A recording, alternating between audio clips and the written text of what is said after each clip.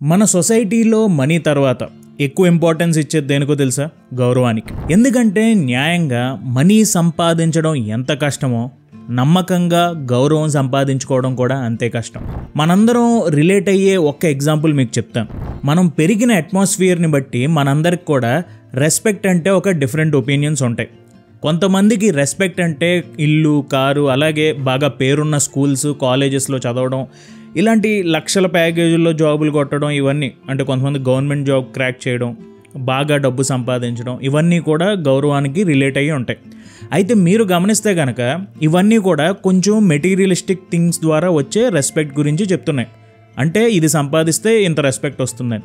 నిజానికి వీటన్నిటికంటే కూడా ఇండివిజువలిస్టిక్ రెస్పెక్ట్, ఈ రెస్పెక్ట్ సంపాదించుకోవాలని చాలామందికి ఉంటుంది. ఈ రెస్పెక్ట్ సంపాదించుకోవాలంటే ఏవో గొప్ప గొప్ప పనులు చేసేయాలి, అసాధ్యాల్ని సాధించాలి, అంతులేని ఆత్మవిశ్వాసంతో అందరినీ నడిపించాలి అన్న ప్రెషర్ అవసరం లేదు. మనం తీసుకునే చిన్న చిన్న నిర్ణయాలు ఎదుటి వాళ్ళు మనల్ని రెస్పెక్ట్తో ట్రీట్ చేస్తున్నారా లేదా అన్నది నిర్ణయిస్తుంది. ఉదాహరణకి ఎవరైనా మీ గురించి లేనిపోని మాటలు అంటున్నప్పుడు మీరు వాళ్ళకి అడ్డు చెప్పకపోవడం, మీరు ఇబ్బందుల్లో ఉన్నప్పుడు పట్టించుకొని వాళ్ళు ఉంటారు చూసారా, వాళ్ళు ఇబ్బందుల్లో ఉన్నప్పుడు మీరు ఎక్కువగా వాళ్ళని పట్టించుకున్నారనుకోండి, మీకు రెస్పెక్ట్ అనేది రాదు. మిమ్మల్ని ఎవరైనా ఎగతాళి చేసి మాట్లాడుతున్నప్పుడు గొడవ ఎందుకులే అని నవ్వేసి వదిలేయడం, దీనివల్ల కూడా రెస్పెక్ట్ రాదు. గుర్తుంచుకోండి, మీరు కనుక ఇలాంటి పనులు చేస్తున్నారంటే మీతో ఎలా బిహేవ్ చేసినా పర్వాలేదని వేరే వాళ్ళకి మీరు పర్మిషన్ ఇస్తున్నట్టు. చనువు ఇవ్వడం ప్రాబ్లం కాదు, లైన్ క్రాస్ చేసి మాట్లాడుతున్నప్పుడు అడ్డుపడకపోవడం ప్రాబ్లం అవుతుంది. బంధాల్ని భరించడం తప్పు కాదు, కానీ మీ విలువ తగ్గించుకుని భరించాల్సిన అవసరం లేదు. సో ఈ వీడియో అసలు రెస్పెక్ట్ని మనం ఎలా సంపాదించుకోవాలన్నది తెలుసుకోవడానికి ఉపయోగపడుతుంది. వీడియో చివరి వరకు చూడండి. రెస్పెక్ట్ మీద మీకున్న పర్స్పెక్టివ్ కంప్లీట్గా అయితే చేంజ్ అవుతుంది.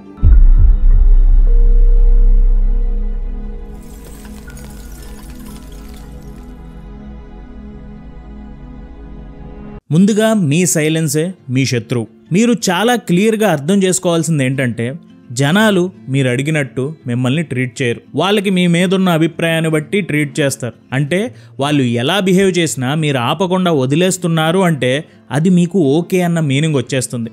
మీరు వాళ్ళకి సెకండ్ ఛాన్సెస్ ఇస్తూనే ఉంటారు. అంటే వాళ్ళ మాటలకి మీరు హర్ట్ అయినా కూడా మీకు ఏం ప్రాబ్లం లేదని వాళ్ళు అర్థం చేసుకుంటారు. మీరు బాధపడుతున్నారన్నా నిజం చెప్పకుండా సైలెంట్గా ఉన్నారు అంటే మీ ఫీలింగ్స్కి మీరు ప్రయారిటీ ఇవ్వరు అని వాళ్ళు తెలుసుకుంటారు. అలాగే మీ సైలెన్సే వాళ్ళకి పర్మిషన్ అవుతుంది. ఇదే కంటిన్యూ అయితే మీకు తెలియకుండా వాళ్ళ దృష్టిలో మీ క్లియర్గా వాల్యూ అనేది పడిపోతుంది. కానీ ఇక్కడ ఒక నిజం మర్చిపోకండి, ఇదంతా మీ భయం వల్లనో బలహీనత వల్లనో జరగడం లేదు. కేవలం మీరు సైలెంట్గా ఉండడం వల్లనే జరుగుతుంది. The only person who can continuously and consistently set the boundaries that you need is you. ఎప్పుడైతే ఇంకా చాలని ఫిక్స్ అవుతారో అప్పుడే మీరు మొత్తం స్టోరీ మార్చేయగలరు. హద్దులన్నవి అడ్డం కాదు, అవి అర్థం. జనరల్గా మనలో చాలామందికి తప్పుడు అభిప్రాయం ఉంది. అదేంటంటే ఒక పర్సన్ హద్దులు అంటే బౌండరీ సెట్ చేసుకుంటున్నారు అంటే వెంటనే ఆ పర్సన్ మనుషులతో ఉండడం ఇష్టం లేదని, అందరినీ దూరం పెట్టడం అలవాటు చేసుకుంటున్నాడు అని అనుకుంటారు. సింపుల్గా చెప్పాలంటే బౌండరీస్ పేరుతో ఒక ఇన్విజిబుల్ వాల్ని క్రియేట్ చేసుకోవడం వల్ల మనుషుల మధ్య డిస్టెన్స్ ఎక్కువ అవుతుంది అని అనుకుంటారు. అలాగే సైలెన్స్ కూడా పెరిగిపోతుంది అని అనుకుంటారు. కానీ నిజానికి బౌండరీస్ అంటే మిగిలిన వాళ్ళని దూరం పెట్టడం కాదు, మీరు డిజర్వ్ చేసే ప్లేస్లో మిమ్మల్ని మీరు పెట్టుకోవడం. Daring to set boundaries is about having the courage to love our cells and even when we risk disappointing others. మానవ సంబంధాల కాంటెక్స్ట్లో బౌండరీస్ మీనింగ్ ఏంటంటే, నా మనశ్శాంతిని నేను కాపాడుకునేంత వాల్యూ నాకు నేను ఇచ్చుకుంటున్నాను. అలాగే మీ మీద నాకు గౌరవం ఉంది, కానీ అంతకంటే ఎక్కువ గౌరవం నా మీద నాకుంది అని స్ట్రాంగ్గా చెప్పడం. ఇది ఎదుటి వాళ్ళకి మీరు మీ గురించి క్లారిటీ ఇచ్చినట్టు అవుతుంది తప్ప కండిషన్స్ పెట్టినట్టు అవ్వదు. ఎప్పుడైతే మీరు మీ లిమిట్స్ని కామ్గా మిగిలిన వాళ్ళతో కమ్యూనికేట్ చేయడం మొదలు పెడతారో అప్పుడే ఒక రిలేషన్షిప్లో కూడా మీరు యాక్టివ్గా పార్టిసిపేట్ చేస్తున్నట్టు ఉంటుంది. మిమ్మల్ని ఎలా ట్రీట్ చేయాలన్నది మీరే చెప్తున్నారు కాబట్టి మిస్కమ్యూనికేషన్కి ఛాన్సే ఉండదు. అయితే ఇందులో కన్సిస్టెన్సీకి కీ రోల్ ఉంటుంది. అలాగే ఇక్కడ పేషెన్స్ కూడా చాలా అవసరం. ఎందుకంటే మీరు ఈ బౌండరీస్ మ్యాటర్లో ఎంత కమిటెడ్గా ఉన్నారన్నది చాలా చాలా ముఖ్యం. నో చెప్పడం నేర్చుకో. ఇప్పుడు మిమ్మల్ని నేను ఒక క్వశ్చన్ అడుగుతా. మీకు ఇష్టం లేకపోయినా జనాలకి మీరు ఎస్ చెప్పిన సిచ్యువేషన్స్ మీ లైఫ్లో ఎన్నిసార్లు చూశారు? ఆలోచించి చెప్పండి. నా లైఫ్లో అలా ఎస్ చెప్పి రిగ్రెట్ అయిన సిచ్యువేషన్స్ చాలా ఉన్నాయి. అందుకే రిగ్రెట్స్ గురించి ఒక మహానుభావుడు ఏమన్నాడో తెలుసా? రిగ్రెట్స్ అనేవి సిగరెట్స్ లాంటివి, వాటిని కాలిస్తే పొగొస్తుంది, పీలిస్తే క్యాన్సర్ వస్తుంది అని. మరి అలా అవ్వకూడదని మీరు అనుకుంటే నో చెప్పడం నేర్చుకోండి. నేను అర్థం చేసుకుంటా, మీరు మీ బాస్ లేట్ అవర్స్లో వర్క్ చేయమని అడిగినప్పుడు బద్ధకంగా ఉన్నా కూడా సిన్సియరిటీ లేదనుకుంటాడేమో అని ఇబ్బంది పడిపోతూ మీరు ఎస్ చెప్పే ఉంటారు. అలాగే లైఫ్లో ఒక్కసారి కూడా మీకు హెల్ప్ చేయని వాడు మిమ్మల్ని హెల్ప్ అడిగితే జాలితో ఎస్ చెప్పే ఉంటారు. కానీ మీరు అలా ప్రతిదానికి ఎస్లు చెప్పుకుంటూ పోతే మీకు మనశ్శాంతి లేకుండా పోతుంది. When you say yes to others, make sure you are not saying no to yourself. మీరు గుర్తుపెట్టుకోవాల్సింది ఏంటంటే, మీరు అలవాటుగా ఎస్ చెప్పుకుంటూ పోతే మీ మంచితనాన్ని వాళ్ళు ఎక్స్ప్లాయిట్ చేస్తూ ఉంటారు. మీరు ఇస్తున్నంతసేపు ఎదుటి వాళ్ళు అడుగుతూనే ఉంటారు. ఆ లైఫ్లో ఒక పాయింట్ వచ్చేసరికి మీ దగ్గర ఇవ్వడానికి ఏముండదు. ఎమోషనల్గా కంప్లీట్గా డ్రైన్ అయిపోతారు. అందుకే అన్నెసరీ విషయాలకి నో చెప్పడం అలవాటు చేసుకోండి. ఎందుకంటే సెల్ఫ్ రెస్పెక్ట్ అన్నది మనం గ్రేస్ఫుల్గా నో చెప్పడంతోనే స్టార్ట్ అవుతుంది. అలాగే అనవసరమైన వాటికి నోలు చెప్పడం వల్ల అవసరమైన వాటికి ఎస్లు చెప్పే అవకాశం ఎక్కువగా ఉంటుంది. అండ్ ఈ ఎస్లు మనకి సాటిస్ఫాక్షన్ కూడా ఇస్తాయి. అలాగే నెక్స్ట్ మనం తెలుసుకోవాల్సింది, మీ మౌనం కూడా మాట్లాడుతుంది. మనం తరచూ మర్చిపోయే ఒక ఇంపార్టెంట్ విషయం ఏంటంటే, సైలెన్స్ ఈజ్ ఆల్సో కమ్యూనికేషన్. కొన్ని సిచ్యువేషన్స్లో మన మౌనం కూడా ఎదుటి వాళ్ళకి సమాధానంలాగా అనిపిస్తుంది. ఉదాహరణకి, మీ వైఫ్ బర్త్డే మీరు మర్చిపోయి విష్ చేయకుండా ఆఫీస్కి వెళ్ళిపోయారు అనుకుందాం. ఈవినింగ్ మీరు ఇంటికి వచ్చినప్పటి నుంచి మీ వైఫ్ ఇచ్చే సైలెంట్ లుక్స్లో మీకు చాలా తిట్లు వినిపిస్తాయి. మ్యాటర్ సీరియస్ అయినా రిలేటబుల్గా ఉంటుందని సరదాగా ఉండే ఒక ఎగ్జాంపుల్ చెప్పా. ఎనీవే, మీకు మ్యాటర్ అయితే అర్థమైందో అనుకుంటున్నా. కొన్ని సందర్భాల్లో మీ మౌనమే సమాధానం. అదేంటి, వీడియో స్టార్టింగ్లో మీ సైలెన్సే శత్రువు అని అన్నారు కదా భయ్యా అని అనుకుంటారు. ఇవి రెండూ కూడా 2 డిఫరెంట్ సిచ్యువేషన్స్ కోసం చెప్పినాయి. కన్ఫ్యూజన్ లేకుండా క్లియర్గా ఎక్స్ప్లెయిన్ చేస్తా వినండి. లాస్ట్ మినిట్ మీకు హ్యాండ్ ఇచ్చేసి మీ టైం అండ్ ఎనర్జీని వేస్ట్ చేసినప్పుడు, మీ తప్పు లేకపోయినా మీ మీద కేకలు వేస్తున్నప్పుడు, ప్రతిసారి మీరు ఇవ్వడం ఎదుటి వాళ్ళు తీసుకోవడమే జరుగుతున్నప్పుడు, ఇలాంటి సిచ్యువేషన్స్లో మీ సైలెన్సే మీ శత్రువు. అలాగే కొన్ని సిచ్యువేషన్స్లో సైలెన్స్ ఏం చేస్తుందంటే, ఆఫ్ నాలెడ్జ్తో ఆర్గ్యూ చేసేవాడితో గొడవ ఎందుకు అని పక్కకు వెళ్ళిపోవడం వల్ల, నా మనశ్శాంతి నాకు ముఖ్యం, మర్యాద లేని వాళ్ళతో నేను మాట్లాడను అని స్పష్టం చేస్తుంది. ప్రతిసారి ఎదుటి వాళ్ళని మన మాటలతో అడిగేసి కడిగేయాల్సిన అవసరం లేదు. కొన్నిసార్లు మీ మౌనమే సమాధానం కూడా చెప్తుంది. కనిపించే ప్రతివాడు మీ ప్రతిబింబమే. మిస్టర్ పర్ఫెక్ట్ మూవీలో హీరోయిన్ ఫాదర్ తనతో ఒక మాట చెప్తాడు, ఎదుటి వాళ్ళు అద్దంలో కనిపించే మన రిఫ్లెక్షన్స్. మనం కోపంగా ఉంటే వాళ్ళు కోపంగా కనిపిస్తారు అని అంటాడు. ఇది సినిమా డైలాగ్ అయినా సరే ఇది 100% కరెక్ట్. అయితే ఇది 2 వైపులా పదునున్న కత్తి లాంటిది. ఎందుకంటే మీరు ఎమోషనల్ సర్వైవల్ కోసం చూసే వాళ్ళైతే గనక మీరు కాన్స్టెంట్గా ఇస్తూనే ఉంటారు. దానివల్ల తీసుకునే వాళ్ళని మీరు అట్రాక్ట్ చేస్తూ ఉంటారు. మీ వాల్యూ తగ్గించుకుంటూ ఉంటారు. దానివల్ల మిమ్మల్ని తక్కువగా చూసే వాళ్ళని అట్రాక్ట్ చేస్తూ ఉంటారు. అలాగే మీరు సెల్ఫ్ వర్త్ ప్రూవ్ చేసుకుంటూనే ఉంటారు. దానివల్ల మీ మీద డౌట్స్ ఉన్న వాళ్ళనే మీరు ఎక్కువగా అట్రాక్ట్ చేస్తూ ఉంటారు. అలా కాకుండా మీరు మీ సెల్ఫ్ వర్త్ ఏంటో మీరు రియలైజ్ అయినప్పుడు మీరు మీ అటెన్షన్ కోసం అడగరు. సో ఆటోమేటిక్గా రెస్పెక్ట్ మాత్రమే మీ దగ్గరికి వస్తుంది. మీరు వ్యాలిడేషన్ కోసం వెంటపడరు.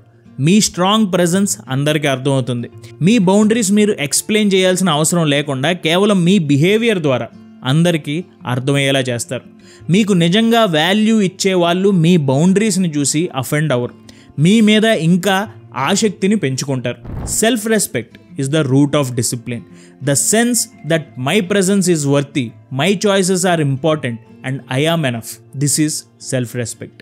ఈ జర్నీలో మనం ఒప్పుకోవాల్సిన కొన్ని నిజాలు ఏంటంటే, ఇదంతా ఎదుటి వాళ్ళలో మార్పు తీసుకురావడం కోసం కాదు, మనలో వచ్చిన మార్పుని ఎదుటి వాళ్ళకి స్పష్టంగా చెప్పడం కోసం.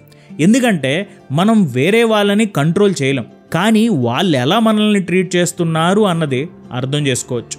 ఎవరైనా మొదటి పరిచయంలోనే మీ పట్ల అమర్యాదగా బిహేవ్ చేస్తే అది వాళ్ళ సహజ లక్షణం అని తెలుసుకోండి.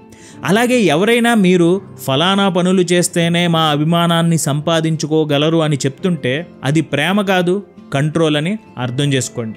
మీరు మీ స్టాండర్డ్స్ని పెంచుకోవడం అంటే అది యారోగెన్స్ కాదు, ఎమోషనల్ మెచ్యూరిటీ. అలాగే సెల్ఫ్ రెస్పెక్ట్ అన్నది డైలీ ప్రాక్టీస్ చేయాలి. ఇది ఒక్క రోజుతో అయిపోదు. మీరు జనాల్ని ప్లీజ్ చేయడం మానేసి హానెస్ట్గా ఉండడం మొదలుపెట్టినప్పుడు ముందులాగా మీరు ఈజీగా అనిపించుకోకపోవచ్చు, కానీ రియల్గా కనిపిస్తారు. కానీ చెప్పినంత సులువైతే కాదు. ఇలా ఉండడం వల్ల కొన్ని ఫ్రెండ్షిప్స్ని మీరు కోల్పోవచ్చు. దానివల్ల మీరు గిల్టీగా ఫీల్ అవ్వచ్చు. కానీ ఎవరైతే మీకు రెస్పెక్ట్ ఇస్తూ తోడుగా ఉంటారో వాళ్ళే మీ నిజమైన స్నేహితులు. అయితే కొంతమందికి అనిపించవచ్చు హద్దంటే లేనే లేనిది ఫ్రెండ్షిప్ ఒక్కటే అని ఒక సాంగ్లో ఉంటుంది. అలా మీరు కూడా అనుకోవచ్చు. ఫ్రెండ్షిప్ అంటే ఫ్రెండ్స్ని కాకపోతే ఇంకెవరిని తిడతాం? ఏ రిలేషన్షిప్లో అయినా స్వేచ్ఛకి ప్రయారిటీ ఇవ్వాలి, కానీ సెల్ఫ్ రెస్పెక్ట్ ఇస్తే ఎలా అని మీరు అడగవచ్చు. మీరు అర్థం చేసుకోవాల్సింది ఏంటంటే హద్దులు దాటకపోవడమే ఫ్రెండ్షిప్. ఇది మనం గ్రో అయ్యే కొద్దీ మనం తెలుసుకుంటాం. మన మౌనం వెనుక మాటలు అర్థం చేసుకునే వాడే అసలైన ఫ్రెండ్. మన సెల్ఫ్ రెస్పెక్ట్ కి ఇంపార్టెన్స్ ఇచ్చేంత స్వేచ్ఛ ఉండడమే ఏ రిలేషన్ కైనా స్ట్రాంగ్ ఫౌండేషన్. ఒకవేళ ఇవేవి కూడా వర్కౌట్ అవ్వకపోతే మన దగ్గరున్న ఫైనల్ అస్త్రం సైలెంట్ గా పక్కకు తప్పుకోవడం. ఇది పిరికితనం, గర్వం వల్ల తీసుకునే డెసిషన్ కాదు. ఎందుకంటే మనశ్శాంతి అన్నది నువ్వు ఎవరో అందరికీ అర్థం అవడం వల్ల రాదు. నువ్వు ఎవరికి అర్థం అవ్వాల్సిన అవసరం లేదు అన్న రియలైజేషన్ నుంచి వస్తుంది. Your time is limited, so don't waste it living someone else's life. Ultimate truth ఏంటంటే నిన్ను మిగిలిన వాళ్ళు రెస్పెక్ట్తో ఎలా ట్రీట్ చేయాలి అన్నది నువ్వే ఓపిక్గా మౌనంగా నీ చాయిసెస్తో నువ్వు నేర్పించుకోవాలి. సో వీడియో చివరికి వచ్చేసింది. ఒకసారి చెప్పుకున్న పాయింట్స్ని రివైజ్ చేసేద్దాం. మీ సైలెన్సే మీ శత్రువు. జనాలు మీరు అడిగినట్టు కాదు, మీపై వాళ్ళకున్న అభిప్రాయాన్ని బట్టి మిమ్మల్ని ట్రీట్ చేస్తారు. మీరు బాధపడుతున్నా సైలెంట్గా ఉంటే మీ భావాలకి మీరు ప్రాధాన్యత ఇవ్వడం లేదని తెలుసుకోండి. ఎదుటి వాళ్ళు ఇబ్బంది పెడుతున్నప్పుడు మీరు మౌనంగా ఉంటే అది వాళ్ళకి పర్మిషన్ ఇస్తుంది, మిమ్మల్ని ఇంకా ఇబ్బంది పెట్టమని పర్మిషన్ ఇస్తున్నట్టు అర్థం. హద్దులు అన్నవి అడ్డం కాదు, అది మీ అర్థం. బౌండరీస్ పెట్టుకోవడం అంటే ఇతరులను దూరం పెట్టడం కాదు. మీరు అసలైన స్థానంలో మిమ్మల్ని మీరు గౌరవంగా ఉంచుకోవడమే అసలైన హద్దు. నో చెప్పడం నేర్చుకో. మీకు ఇష్టం లేకపోయినా ఎస్ చెప్పి మీరు ఎన్నిసార్లు బాధపడ్డారో ఆలోచించండి. ప్రతిదానికి ఎస్ చెప్తూ పోతే మీ మంచితనాన్ని ఎదుటి వాళ్ళు వాడుకుంటారు. చివరికి మీ మనశ్శాంతిని కోల్పోతారు. మీ మౌనం కూడా మాట్లాడుతుంది. కొన్ని సందర్భాల్లో మీ మౌనం కూడా అవతల వాళ్లకు ఒక సమాధానంలాగా అనిపిస్తుంది. మర్యాద లేని వాడితో మాట్లాడను, నా మనశ్శాంతి ముఖ్యం అని మీ మౌనం స్పష్టం చేస్తుంది. మన ముందు ఉన్న వాళ్ళు అద్దంలో కనిపించే మన ప్రతిబింబాలు లాంటి వాళ్ళు. మీరు మీ విలువను తగ్గించుకుంటే మిమ్మల్ని తక్కువగా చూసే వాళ్ళని ఆకర్షిస్తారు. మీరు మీ విలువను పెంచుకుంటే మిమ్మల్ని రెస్పెక్ట్ చేసే వాళ్ళని మీరు ఆకర్షిస్తారు. సో ఇది ఫ్రెండ్స్ ఈరోజు వీడియో వాల్యూ గురించి. చాలాసార్లు వాల్యూ అనేది మనం అడిగి తీసుకోకూడదు, ఎదుటి వాళ్ళు ఆటోమేటిక్గా ఇవ్వాలి.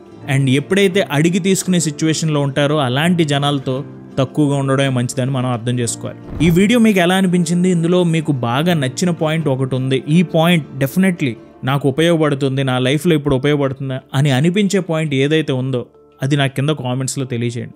ఎందుకంటే ఇన్ని పాయింట్స్ మనం చెప్తున్నాం, అసలు ఇందులో ఏ పాయింట్ అనేది ముఖ్యం అనేది చాలామంది తెలుసుకోవాలి అండ్ నేను కూడా తెలుసుకోవాలి. సో అందుకని ఈ కామెంట్ అనేది చాలా ముఖ్యం. Thank you so much for watching our videos. జై హింద్.